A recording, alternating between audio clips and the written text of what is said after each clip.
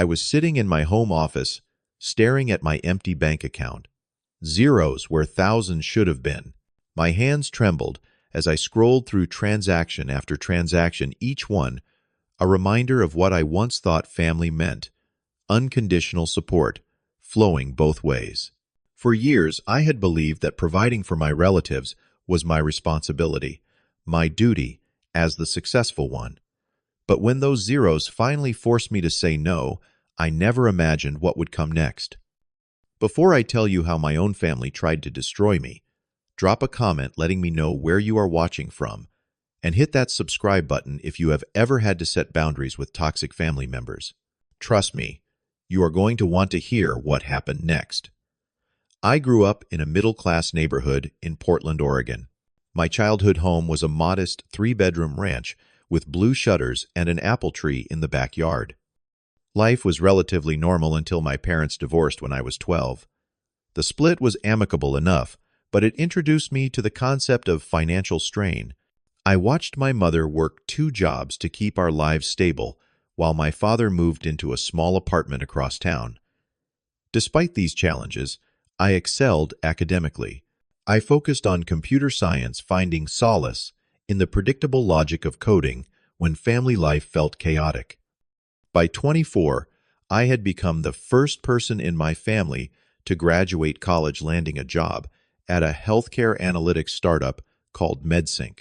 My starting salary of $65,000 felt like a fortune after years of ramen noodles and shared housing. The day I received my first real paycheck, my father Howard organized a backyard barbecue. To Michael, he announced, raising his beer as smoke billowed from the grill, "The family genius who is going places." Everyone clinked bottles and cans, beaming with what I interpreted as pride. I remember feeling validated, like all those late-night studying had finally paid off. The first request came 3 months later. My sister Abigail called on a Tuesday evening as I was debugging code. Her voice carried that specific tone, apologetic yet expectant. "My car needs a new transmission," she explained. $800. I would not ask if it was not an emergency. Without hesitation, I transferred the money. The relief in her voice and her effusive thanks made me feel heroic. 6 months after that, my father lost his job at the local brewery. At 58, with no college degree, his prospects looked grim. "Just need help with the mortgage until I find something new," he assured me. 3 months tops. I agreed to cover the $2,000 payment, knowing he had always kept a roof over my head as a child. During this period of increasing family financial entanglement, I met Sarah. She was a pediatric nurse with compassionate eyes and a laugh that made me forget my growing money concerns. On our 3rd date, we stayed at the restaurant until closing, sharing dreams of travel, career goals, and hopes for family. "I want 2 kids," she said, "and a home where everyone feels safe." I reached across the table and took her hand, already imagining our future. We married 14 months later. I paid for the entire wedding, a fact my family praised as generous, rather than questioning. Sarah and I purchased a modest first home, a 2-bedroom craftsman that needed work but had charm and potential. When Emma was born the following year, our joy felt complete. Her tiny fingers wrapped around mine in the hospital room, and I promised to give her everything I never had: security, opportunity, and unwavering support. My promotion to team lead at MedSync raised my salary to $85,000. I shared this news with my family at Sunday dinner, instantly regretting my transparency when I noticed the calculating looks exchanged across the table. The next day, my younger brother Thomas called about his college tuition bill. "Mom and Dad helped you." He reminded me, though, they had only covered my community college costs before I earned scholarships. I sent him $3,000. The requests multiplied. Aunt Lorraine needed $5,000 for medical bills insurance would not cover. Cousin Patrick needed bail money after a DUI. Each time I fulfilled these requests, I believed I was building a supportive family network where everyone helped each other. I imagined someday, if I needed assistance, they would reciprocate without hesitation. Sarah watched with increasing concern but supported my decisions. "Family is important to you," she acknowledged. "Just make sure we are taking care of our needs, too." I assured her everything was fine, believing the financial drain was temporary. I never suspected I was creating a pattern that would nearly destroy everything I loved. By the time Jack was born, our second child, a beautiful boy with Sarah's dimples and my curly hair, monthly family support had become normalized. I maintained a spreadsheet, tracking outgoing funds, but stopped sharing the totals with Sarah after she expressed worry about our diminishing savings. Our household expenses had naturally increased with a family of 4, yet the extended family requests never slowed. 6 months after Jack's birth, Sarah initiated our first serious conversation about the financial strain. She sat at our kitchen table. After the kids were asleep, budget spreadsheets fanned before her. "Michael, we need to talk about what is happening," she said, voice gentle but firm. "We have put nothing into Emma's college fund this year. Our retirement accounts are stagnant. Meanwhile, your father is still asking for mortgage help after 3 years." I defended my actions initially. "He is struggling. The job market is tough for someone his age." The words sounded hollow, especially after Sarah showed me a social media post of my father beside a brand new Lexus he had somehow afforded while claiming poverty to me. The contradiction was impossible to ignore, yet I still made excuses. The following Sunday dinner became a turning point. My relatives discussed family loyalty while passing potatoes and green beans. Uncle Robert, who had borrowed $2,000 for emergency dental work the previous month, lectured about how real family stands together no matter the cost. Aunt Lorraine nodded vigorously while wearing designer shoes I recognized from a magazine Sarah read. Their words felt less like family wisdom and more like a coordinated strategy session. Christmas amplified the tension. Sarah and I purchased modest, thoughtful gifts within our budget. When Emma unwrapped her handmade dollhouse from us, her eyes lit with wonder, yet my family members exchanged looks of disappointment over their practical presents. Abigail pulled me aside near the Christmas tree. "I thought you might help with my cruise deposit this year," she whispered. I mentioned it 3 times last month. Her expectation of an extravagant gift beyond what we had already provided left me speechless. After the holidays, I finally tallied all financial help I had provided.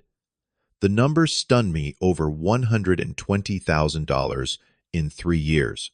Meanwhile, Thomas posted photos from spring break in Cancun while claiming he could not afford textbooks. My father complained about property taxes on the house I was essentially paying for. Each discovery added another crack to my familial idealism. Work began to suffer. I missed deadlines and fumbled presentations, my mind clouded by family drama. 2 potential promotions passed me by. My boss, Jennifer, called me into her office after I zoned out during an important client meeting. "Whatever is happening outside of work needs to stay there," she warned. "You are too valuable to lose, but I need your full focus." My first attempt at establishing boundaries involved suggesting payment plans instead of gifts. I created reasonable timelines for my father, brother, and sister to repay portions of what they had borrowed. The response was immediate and unified. How dare I ask for repayment when they were family? Late-night calls, manipulative texts, and guilt-laden voicemails flooded my phone. "After all, we have done for you, my father," said voice breaking strategically. "I never thought you would turn your back on us." Sarah's patience reached its limit when she found me awake at 3 in the morning, calculating how to cover both Thomas's car insurance and Emma's summer camp. "Counseling or separation," she stated flatly. "I will not watch you destroy our family to please people who only see you as an ATM." Her ultimatum shocked me into awareness. I had been so focused on pleasing my extended family that I was endangering my immediate one. My health deteriorated rapidly. Insomnia became my nightly companion. My blood pressure rose to concerning levels, Anxiety attacks struck during mundane activities like grocery shopping or driving to work. During one attack, Emma found me gasping for breath in the bathroom and became so frightened she hid in her closet. Seeing fear in my daughter's eyes became another breaking point. The financial counselor, Sarah, insisted did not mince words. "You are experiencing financial abuse," she stated, reviewing our situation. "These are not loans. They are not gifts. They are extractions based on manipulation." She advised immediate and firm boundaries, suggesting I might need to cut contact entirely if the behavior continued. My first firm no came when cousin Marla requested $5,000 for her destination wedding in Maui. My hands shook as I typed my response. "I am sorry, but I cannot provide that. I wish you all the happiness on your special day." The family group chat exploded within minutes. Accusations of selfishness, betrayal, and arrogance flooded my phone. My mother, who had rarely asked for money herself, texted privately, "I raised you better than this." I nearly caved that night, fingers hovering over the banking app. Sarah gently took the phone from my hands. "Remember Emma's college fund," she whispered. "Remember Jack's future." Her words anchored me as messages continued to pour in. I turned off my phone and slept through the night for the first time in months, unsure if the peace came from exhaustion or the first taste of freedom. I later learned that my relatives held an emergency family meeting the weekend after my refusal. They gathered at my father's house, the very home I had been subsidizing, to discuss strategies for bringing Michael back to his senses. No one informed me of this meeting but Thomas's girlfriend Heather, who had grown increasingly uncomfortable with the family dynamics, shared details afterward. The family adopted a divide-and-conquer approach. My father would appeal to Sarah's compassionate nature as a nurse. Abigail would remind me of childhood memories when we were close. Uncle Robert would offer to mediate the situation while subtly reinforcing my obligation. Each person received an assignment to break down my newfound resistance. When these targeted approaches failed, Uncle Derek escalated by posting on Facebook, "Sad when family members get wealthy and forget where they came from. Some people think money makes them better than everyone else." Though he never mentioned me by name, mutual friends immediately connected the dots. Comments poured in, many from relatives, painting themselves as victims of my supposed greed. The harassment intensified when my father showed up at MedSync's offices unannounced. He cornered me in the lobby, voice rising as he demanded money for a roof repair. "You want your own father living under a leaking roof," he shouted as colleagues walked past. Security eventually escorted him out, but the damage to my professional reputation was immediate. Whispers followed me to the break room and into meetings. Perhaps most disturbing was how they began targeting my children. Abigail approached Emma at her soccer practice, telling my 8-year-old daughter that Daddy does not love his family anymore and asking her to help convince him to be nice again. Emma came home confused and tearful. "Do you not like Grandpa and Aunt Abby anymore?" she asked over dinner, her small face crumpled with worry. The situation took an even darker turn when I discovered someone had attempted to access my bank accounts. The bank's fraud department called about suspicious password reset requests from an unrecognized device. Though we could not prove who was responsible, the timing seemed far from coincidental. Anonymous emails arrived at my company's HR department, alleging I had a gambling problem that was affecting my work. My boss, Jennifer, called me in, clearly uncomfortable. "These accusations require investigation," she explained. "But for what it is worth, I do not believe them." I was temporarily removed from client-facing roles, pending review. Our mailbox filled with handwritten letters describing how I had abandoned family members in their time of need. Some contained veiled threats about how karma comes for selfish people. Sarah began checking the mail first, shielding me from the worst messages while documenting everything for potential legal action. The first false emergency occurred on a Wednesday afternoon. I was in a meeting when my phone exploded with notifications.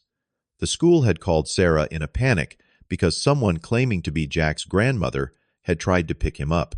This grandmother knew Jack's teacher's name and details about his classroom information only a family member would know. When denied access because she was not on the approved pickup list, she reportedly became agitated, telling school staff that there was a family emergency. We filed a police report immediately. Abigail approached Emma at her soccer practice, telling my 8-year-old daughter that Daddy does not love his family anymore and asking her to help convince him to be nice again. Emma came home confused and tearful. "Do you not like Grandpa and Aunt Abby anymore?" she asked over dinner, her small face crumpled with worry. The situation took an even darker turn when I discovered someone had attempted to access my bank accounts. The bank's fraud department called about suspicious password reset requests from an unrecognized device. Though we could not prove who was responsible, the timing seemed far from coincidental. Anonymous emails arrived at my company's HR department, alleging I had a gambling problem that was affecting my work. My boss, Jennifer, called me in, clearly uncomfortable. "These accusations require investigation," she explained. "But for what it is worth, I do not believe them." The systematic destruction of my reputation had reached relatives I had not spoken to in years. Sarah's workplace was not spared. Anonymous callers contacted the hospital where she worked, questioning her mental stability and fitness to care for patients. Her supervisor fortunately recognized the calls as harassment and reported them to hospital security. Still, Sarah began looking over her shoulder in parking lots and checking underneath her car before entering. The bank's fraud department called about suspicious password reset requests from an unrecognized device. Though we could not prove who was responsible, the timing seemed far from coincidental. Anonymous emails arrived at my company's HR department, alleging I had a gambling problem that was affecting my work. My boss, Jennifer, called me in, clearly uncomfortable. "These accusations require investigation," she explained. "But for what it is worth, I do not believe them." Glass littered Emma's bedroom floor, the one place she had felt safe. We sent the children to stay with Sarah's parents, while we cleaned up, filed another police report, and installed security cameras around the perimeter of our home. The cameras proved invaluable when Child Protective Services appeared at our door the following week. Someone had reported us for child neglect and possible abuse, claiming our children appeared malnourished and showed signs of physical harm. The caseworker, Dominic Reynolds, conducted a thorough home inspection and interviewed us separately. These reports often stem from vindictive individuals, he acknowledged, but we are legally obligated to investigate every claim. The CPS investigation cleared us completely, but the experience left us shaken. The idea that someone would weaponize child welfare services as revenge horrified us both. The night after Reynolds left, I wept in our bathroom, afraid to let Sarah see how deeply broken I felt. 2 days later, our newly installed security cameras captured Abigail placing a small bag containing what appeared to be drug paraphernalia on our front porch, timed perfectly for when Emma would return from school. Sarah intercepted it before our daughter could see it. The footage showed Abigail's face clearly as she glanced directly at the camera, a smirk playing across her lips. She knew we were watching, and she did not care. The cumulative stress finally broke me physically. During a team meeting at work, my vision tunneled, my chest constricted, and I collapsed. Colleagues called an ambulance. As I gasped for breath, convinced I was having a heart attack, the emergency room doctor diagnosed an acute anxiety attack. "Your body is telling you something," she warned, prescribing anti-anxiety medication and 2 weeks of medical leave. This level of stress is unsustainable. The breaking point, the moment I decided to take legal action, came when Emma found a note in her backpack after school. Written in childish handwriting to disguise the author, it read, "Your daddy is a bad man who hurts people. Do not trust him." My daughter, tears streaming down her face, asked me if she should be afraid of me. In that moment, watching my child question her safety with her own father Something inside me hardened into resolve. This had to end. The law office of Rodriguez and Associates occupied the fourth floor of a downtown building. Attorney Sofia Rodriguez, a woman with sharp eyes and a reputation for handling family harassment cases, listened without interruption as Sarah and I detailed the escalating abuse. I brought 3 folders of evidence, one for financial records, one for harassment documentation, and one for the threats against our children. This is not just harassment, Rodriguez stated after reviewing our materials. This is orchestrated family terrorism. The good news is you have done an excellent job documenting everything. That gives us a strong case for a restraining order. Together, we created a comprehensive timeline of events. I calculated the exact amount given to family over years $248,000. Sarah contributed evidence of the psychological impact on our children, including notes from their teachers and pediatrician. We gathered text messages, emails, social media posts, security footage, and police reports into a compelling narrative of escalating abuse. Rodriguez filed for temporary emergency protective orders the same day. The attempts to access your children at school and the false CPS reports push this case to high priority, she explained. No judge wants to see children used as pawns in family vendettas. When my relatives received legal notices about the emergency protective order and upcoming hearing, their shock manifested in a barrage of messages. "You are suing your own family," my father texted. "I raised a monster." Their unified front briefly faltered, with some relatives distancing themselves while others doubled down on harassment. Through it all, Sarah remained my steadfast ally. She attended legal meetings, screened calls, and protected our children while maintaining her nursing schedule. "We are breaking a generational pattern," she reminded me, on particularly difficult days. "This is not just for us, but for Emma and Jack too." We began therapy with Dr. Matthews, a psychologist specializing in family trauma.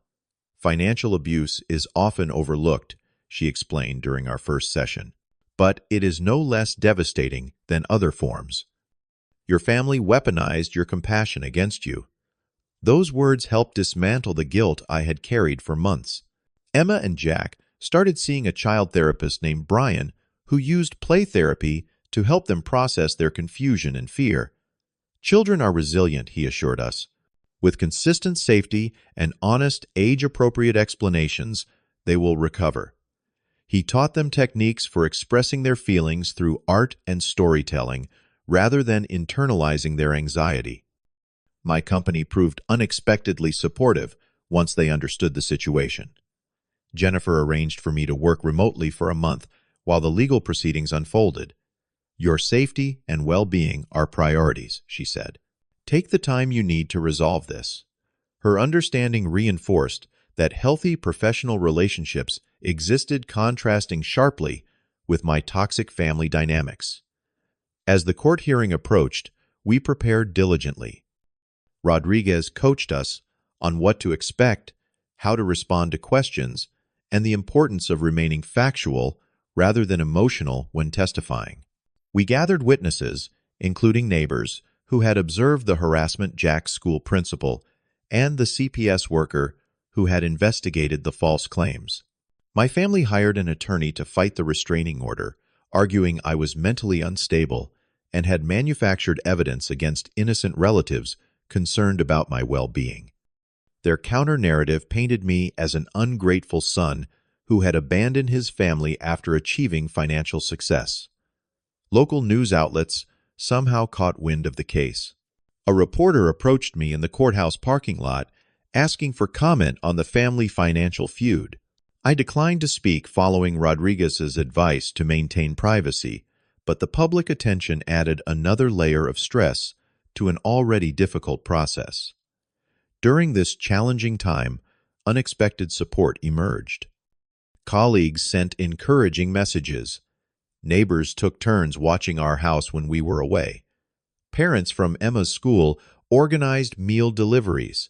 This community response showed us what genuine support looked like, given freely without expectation of return. The court hearing lasted 4 hours. I testified first, my voice initially shaking, but growing stronger as I detailed the financial exploitation and subsequent harassment. The judge, an older woman with compassionate eyes and no-nonsense demeanor, asked pointed questions about the timeline of events and specific threats. Sarah testified about the impact on our children and home life. The school principal described the attempted, unauthorized pickup of Jack. Our neighbors recounted witnessing the property vandalism. With each testimony, the pattern of harassment became undeniable. When the judge delivered her, ruling her words carried both legal weight and moral clarity. The court finds substantial evidence of a coordinated campaign of harassment, intimidation, and endangerment. The permanent restraining order is granted against all named family members, prohibiting contact with the petitioners and their children, including at their home workplaces and schools. Violations will result in immediate arrest and possible incarceration. As we left the courthouse restraining order documents in hand, I felt an overwhelming mix of grief and relief. The legal victory could not erase the pain of family betrayal, but it created a boundary that would allow healing to begin. That evening, we met with a financial advisor named Marcus to develop a recovery plan. Your financial wounds will heal faster than the emotional ones, he observed, creating a schedule to rebuild our emergency fund and resume contributions to our children's college accounts. For the first time in years, I envisioned financial stability without the constant drain of family demands. Sarah and I reconnected in ways that had become impossible under the weight of family pressure. We scheduled weekly date nights, sometimes just sitting on our back porch with glasses of wine after the children were asleep, talking about dreams we had deferred. "Remember when we wanted to take the kids to the Grand Canyon?" Sarah asked one evening. "We could plan that trip for next summer." The simple ability to plan our own future felt revolutionary. New school protocols ensured Emma and Jack's safety. We created passwords that anyone picking them up had to know. Their teachers received copies of the restraining order and photos of prohibited family members. Gradually, the children's anxiety diminished. Emma's nightmares decreased. Jack began separating from us at drop-off without tears. One unexpected development arrived in our mailbox 3 weeks after the court, hearing a handwritten letter from my father's sister, Aunt Judith, whom I had not seen in 15 years. Due to a family rift, I recognized the pattern immediately, she wrote. They did the same to me when I stopped financing their lifestyles. Know that you are not alone in this experience, and you have done the right thing by protecting your children from what I could not escape. Her words provided validation from an unexpected source, confirming that the cycle of financial abuse had existed in my family long before I became its target. I wrote back, initiating a correspondence that would eventually lead to a healing relationship with the one family member who truly understood my experience. 6 months after the restraining order, we celebrated our first family-free Thanksgiving.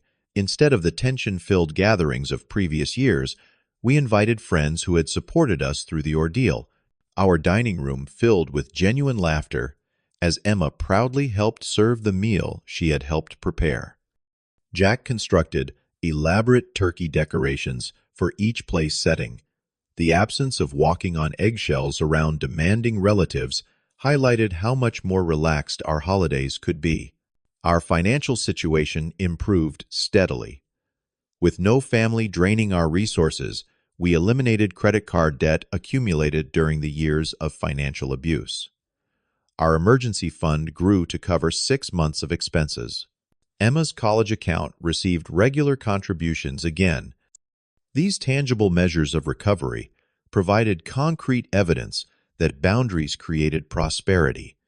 The experience taught me to implement healthier boundaries in all areas of life. At work, I began declining projects that required unreasonable time commitments. With friends, I practiced saying no to obligations that did not align with my values or schedule. Each small assertion of my needs strengthened my confidence that boundaries were not selfish but essential. My professional life flourished once freed from constant family disruptions. MedSync promoted me to senior management, overseeing a team developing patient data protection systems. The irony of specializing in security measures after experiencing such personal violations was not lost on me. My team members commented on my balanced leadership style, noting how I encouraged their professional growth while respecting their personal time, lessons learned through painful experience. Emma and Jack thrived in the calm environment we created. Emma's teacher noted her increased classroom participation and improved concentration. Jack made new friends at kindergarten, bringing home art projects with bright colors rather than the dark scribbles that had concerned his teachers during the family harassment period. Their resilience amazed and inspired us daily. We built a new circle of friends based on mutual respect rather than obligation. Weekend barbecues, game nights, and camping trips created the sense of community we had sought in family, but never truly found. These relationships, formed without financial expectations, proved more genuine than those I had tried to purchase through years of giving. One significant healing moment occurred when my youngest cousin Jacob reached out via email. Unlike other relatives, he had not participated in the harassment campaign. His message acknowledged the family's toxic patterns and expressed regret for not standing against them. After careful consideration and discussions with Sarah and our therapist, I agreed to meet him at a neutral location. Our cautious reunion led to an honest conversation about family dynamics and the possibility of a healthier relationship built on mutual respect. We established new family traditions that emphasized experiences over materialism. Monthly adventure days took us hiking in nearby forests, exploring museums, or volunteering at community gardens. We started a gratitude journal where each family member recorded daily moments of appreciation, gradually shifting our focus from what we had lost to the abundance we still possessed. Dr.